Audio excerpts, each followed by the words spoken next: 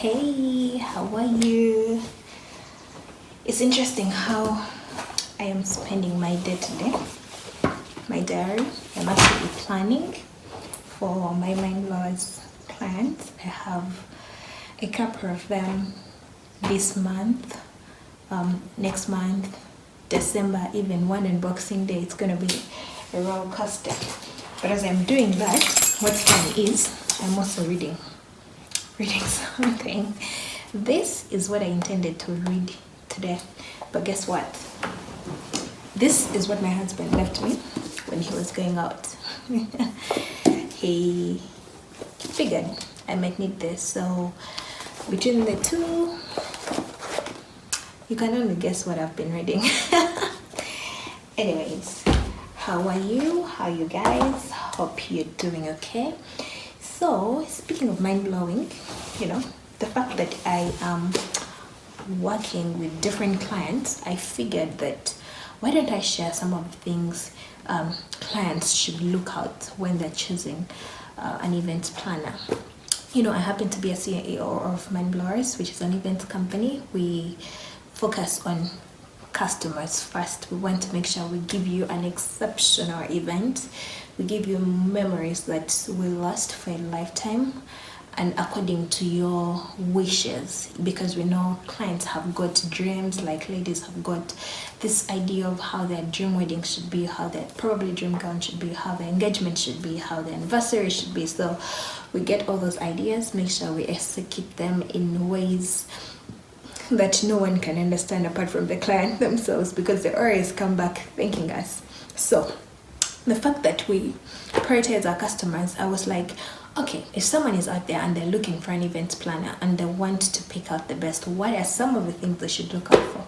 Well, in my opinion, I feel like these are the top 5 qualities of a good event planner, and I wanted to share them with you today.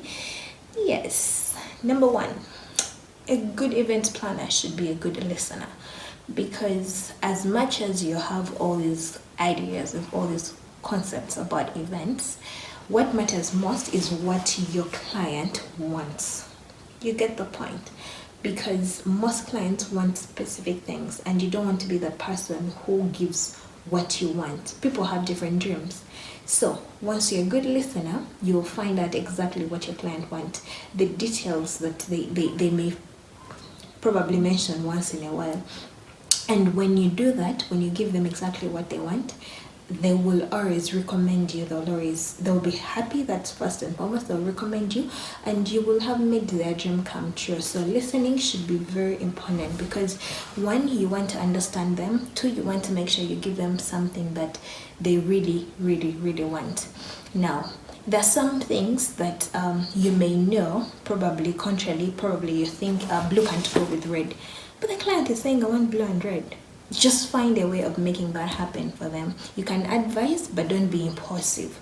Let them stick to what they've always wanted, and make sure you also kill it, like you execute it the best way possible. And the other thing, you're supposed to be very friendly. These events are meant for celebration, for fun. So if you're that serious and tough, it brings a lot of tension. Already they're having so much stress, so much pressure. So be as friendly as you can, because I have a friend of mine who always talks about this particular mind blow. Sorry, I'm mentioning mind blowers because I know all our people are good. But this particular service provider who was so friendly, so cunning, so everything. She's like, but did you see how this lady was? I even ended up paying how much? She ended up paying a certain sum of money because this person was really friendly and she was very understanding. So as an event planner, be very friendly, and also you look out for someone who's really friendly, because someone who's friendly will definitely have you as in a friendly perspective in their mind. They will always talk to you in a friendly way. They will even tell you when something has to be done in a certain way, in a friendly way, but not in a this has to be done like this, you get. And also you want somebody who will connect with your people. You want someone who will connect with your, let's say, chairman, people on the committee, not someone who will clash with them all the time. So pick an events planner who is very friendly for you and for the people that you're going to be working with, that will make your event process very enjoyable. So as number 3, look for someone who's budget conscious. Some people may be so selfish and all they're working towards is escalating the budget. Oh no, this is too little, this has to be this. That's why we here at Mind Blowers, we ensure that we work within the client's budget. We want to make sure that we give you what you want, but within your budget. If it is too little, we will still sit you down and tell you according to this and this may not help. But unless we take out this, replace it with this, like we will try to work with the negotiables, remove them, but not alter the non-negotiables. You get? So that's also something I hope I will talk about in future. When you're planning a wedding, you have to have the negotiables, or any event, you have to have the negotiables and the non-negotiables, how to tell, and stuff like that. But what I'm trying to say is look for someone who's budget conscious, and you can always tell from the beginning. You say this is how much you have, and they'll be like, no. Like they're not doing anything to help, they're only making it worse for you that you're not ready, probably this and this. And also, we as event planners, we should try as much as we can, because people have different budgets for different reasons. You get? There's some who may just not want to give out the money, you can tell, but then there are those who don't have the money, and then there are those who just don't know. So it's always a good thing to let our clients know. You get? And also, it's a good thing for you, the clients, to always be very keen and tell who's working towards your budget and who's working against your budget. It's always very important to stick to the budget, because there is life after the event. You get? I always tell that to people around me, because it's something that I also did when I was actually planning for my own wedding. Interestingly, I happened to manage and plan my own wedding, so it is something that I had in mind at the end of the day, and it ended up working out well. You get? And all the other clients that I've worked with. So budget consciousness is very key in this process.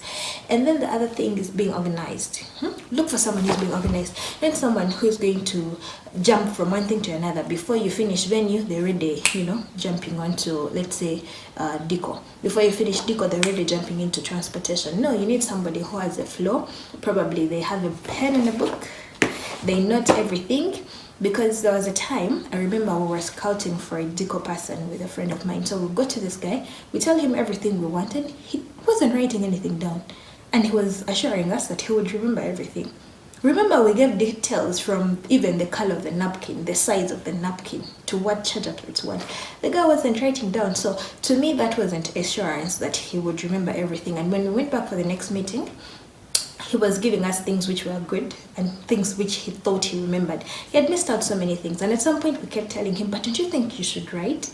And he was like, no, I got it, but he didn't get it. So my point is, even having a pen and a book is one way to tell that someone is really organized. Someone who has their budgets ready, checklists ready, somebody who keeps time, somebody who says they're going to do this and they'll still do it. Like, being organized can be reflected in different ways, and you can tell. If you're still in the beginning stages and this person is not giving you enough, be ready to not conclude on them, because it's not going to be a good thing for your event. You'll find that even on the due day, some service providers are not yet on the venue. Those who are not on the venue are brought probably the different things, because the person wasn't organized from the beginning. And remember, an event planner can make or break your event. So look for someone who's really organized. That will save the day. Then look for someone who can stay calm under pressure. Well, this may be hard for you to tell, but you can tell, like, by throwing a few lines like, what if this happened, what would you do, and stuff like that. It would be important for an event planner to stay calm under pressure, because even when you have everything figured out, on that day, probably someone will be late, probably the MC will be couple of minutes late. Probably the cake will be facing in a different direction, and the bride or the other people are like, what's happening? But for someone to contain all that and be able to give results, it's really important, because events come with a lot of pressure. So you need someone who will stay calm even when the money is not coming up, somebody who is versatile, somebody who will give you as many options as possible, somebody who will help throughout the whole process until the due date. And then for you, who is a service provider and you're there watching, who is an events planner, I would say just keep learning, because so many trends come up, so many things keep changing here and there. So I feel like this is something that I've personally embraced every single day. Even when if I'm not writing, if I'm not reading, if I'm preparing a meal for myself, I'm basically probably having an online class, I am attending something, I'm listening to this one, to that one. It doesn't kill to visit different people, to share, to learn, to call, to ask. All my people in this industry, most of the people that I work with actually know that I'm one person who will call them just to find out about something. As much as I may not be so good on something, I will learn about it such that I have as much information as possible, such that I am able to communicate that to my clients, and where need be, I can be able to chip in and help. So be very open to learning, learn and learn. Learning never stops, and that way you'll be able to be diversified. You'll have a lot of things to offer to your clients. So now that the ending part was strictly for the events planners. Now for you who are clients, I hope those tips can help you when you're choosing your ultimate events planner, because it could be a wedding planner, it could be an anniversary planner, it could be a birthday planner, or anything. Like, let those tips guide you, and anything else that probably you consider, you can just feel free to share it, such that I can also learn from you, because like I said, I'm open to learning. That is something that I wanted to share today with you guys, and then I get back to business. I get back to more planning, I get back to more work. With that being said,